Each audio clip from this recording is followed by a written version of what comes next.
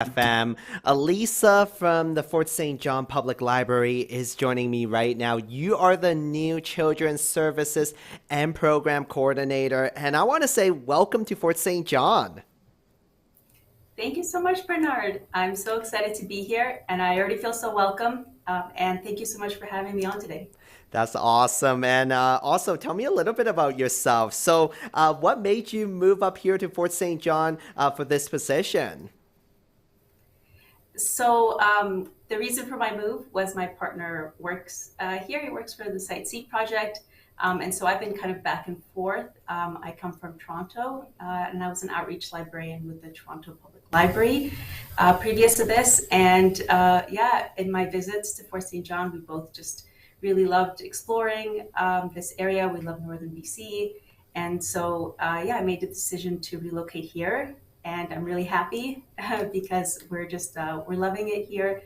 And I feel really welcome by the community, and we have a fantastic public library here as well. So I was just so excited to be a part of all that. It's definitely a far, far move for you, like thousands of kilometers. Did you drive up here or did you fly up here? So just starting this position, flew in, but initially when my partner started his position a few years ago, we drove all the way from Toronto to Fort St. John, and we had an epic road trip, and it was a blast. And I hope we get to do it again sometime, just for fun. It was a great time. Definitely, it is driving through a lot of provinces, Manitoba, Saskatchewan. I know Saskatchewan is pretty flat. I lived there for a couple years, so definitely it is. But once you reach northern BC, definitely a beautiful drive.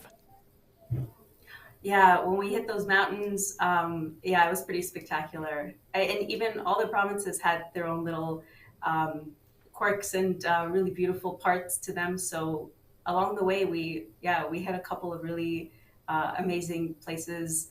And BC definitely, I think, is the most beautiful, most mountainous, and definitely the most fun to explore. Great skiing as well. Absolutely. And since you're new here and you're the new program coordinator, are there any programs that are on the horizon right now? Yes, definitely. So I'm really excited to get going. My predecessor, Morgan, just had the most amazing, spectacular kids programming here in Fort St. John. And I'm really hoping to recreate some of that magic. At the moment, we're still kind of operating on a take home kind of basis. That's what we're planning for the spring break programs. So some activity kits, some take home kits that kids can participate in. But definitely in the future on the horizon, and hopefully by the spring and summer, we want to welcome everybody back. We want to get out into the community and definitely do some really fun in-person programs, some hands-on activities, some crafts, some literacy, some story times. I'm definitely looking forward to getting all that started up again when we're able to.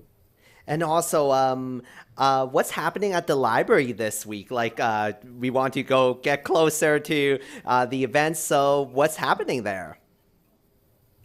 So what's happening very shortly is our big event on Tuesday, which is the library's 72nd birthday.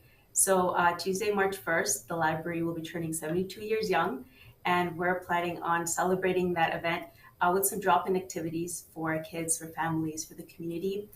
So we'll be having some puzzle loot bags for kids to kind of crack the case, crack the puzzle, and get a loot bag. We'll have some other kinds of games, and we'll have craft activities, decorating birthday card, party hats, that sort of thing.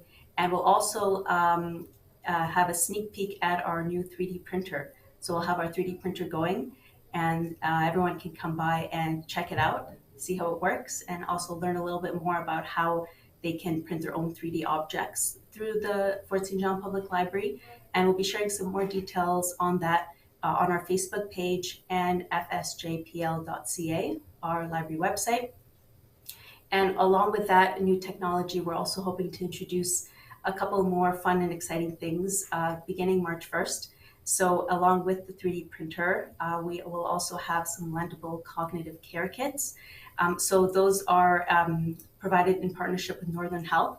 And it's a resource that provides stimulating brain activities for people who are experiencing cognitive decline, things like memory loss due to disorders like Alzheimer's disease. So those will be lendable beginning on March 1st. And then some other tech that will be used in the library for some programming will include a new Cricut, some new programming laptops, and a Nintendo Switch. We're really hoping to get some tournaments up and running with that Switch in the future. And those are all things that we'll be launching beginning March 1st. Oh, that sounds a lot of fun. It would definitely keep the kids busy. Yeah, we're hoping it's going to be a useful services for kids, teens, young adults, and older adults. Just about everybody in the family can participate, take advantage of this. We really hope that it draws people into the branch, but also it gives them something they can take home and work with in the comfort of their own homes. So those are definitely some of your goals, getting people into the library, especially when things are opening up, more things are opening up again. Yeah, and like I mentioned, we're still kind of doing a take-home kit materials to borrow kind of model, and that's what we're planning for spring break because spring break's also coming up soon, and so we're planning some activities for that. So just watch out for more details in the beginning of March. We'll share that on our website and our Facebook page.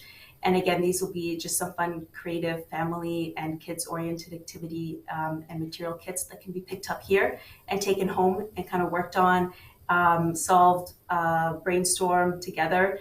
And these will be kind of STEM activities, so we'll be promoting science, technology, engineering, math, and then some other literacy and reading story time components. So we're really looking forward to those for the spring break, and then hopefully some more in-person programming later in the spring and hopefully in the beginning of the summer. Oh, you talk about spring break, you're getting the kids really excited. It's gonna be fun. I'm excited too.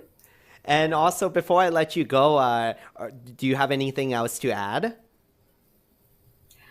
Yeah, I mean, I thought that I would just throw out some book recommendations because that's what I'm all about. I love to read, I love sharing some cool book recommendations with listeners. So, my first here is called Maya and the Rising Dark, and we've got two copies of this available at the library.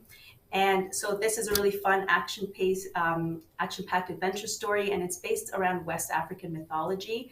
And it's about a 12-year-old girl. She discovers that her father is this keeper of a gateway between our world and this world called the dark. And then he goes missing, and she needs to use her powers to find him and kind of encounter all these spooky creatures that are bent on starting a war in our world. And this is a great book for fans of Percy Jackson, the Olympians. And again, it's kind of based in this West African mythology, which is really cool. Lots of quick paced action and adventure, lots of interesting creatures, and it's definitely going to keep young readers engaged. So, this is a middle grade fantasy and is perfect for kids ages 10 to 12. And again, that's Maya and the Rising Dark, and it's by, there's my thumb, but by Rena Barron is the author. And I just have one more for younger kids. And listeners may have already heard about this one, but this is Amy Wu and the Perfect Bow. And this is by Kat Zhang, and it's illustrated by Charlene Chuao. And it's a fantastic family and kids story. The tale behind this one is that everyone in the Wu family can make a perfect bow, except for Amy. She tries really hard, but they're always too big or too small. They're a little imperfect. And one day, her goal is to succeed and make the perfect bow. And so this is a great step-by-step picture book, lays out all of the procedures on how to create and fill, pinch, and steam your own bao from the Chinese food tradition. And it combines the author's family recipe also at the end, so all the readers can make their own bao at the end too. And if you've already read this one, the same author has two newer titles, which are Amy Wu and the Patchwork Dragon, which is currently checked out, and to be released later this year, Amy Wu and the Warm Welcome. And again, this is a great picture book, great for ages 4 to 8, and it's a really fun story, and you can get a great recipe out of it too, which is awesome. Definitely, like me being Chinese myself, knowing that bao or steamed buns, they're delicious. So you're already making me hungry, Alisa. Sorry about that, Bernard. But now you can borrow it and then make them yourself too. Also, with you recommending books, it looks like your phone is ringing. It looks like people are already calling in. Just off the hook over here. It just you have to race to the library to borrow these. These are going to be a hot commodity now. Alisa, I want to say thank you so much for joining my show, and also welcome to Fort St. John. Thank you so much, Bernard. I really appreciate being here. Thanks for having me, and I hope to be back soon. Thank you all. This community interview is supported by your Member of Parliament, Bob Zimmer. Stop by his office in Fort St. John at 9916 100th Avenue and in Dawson Creek at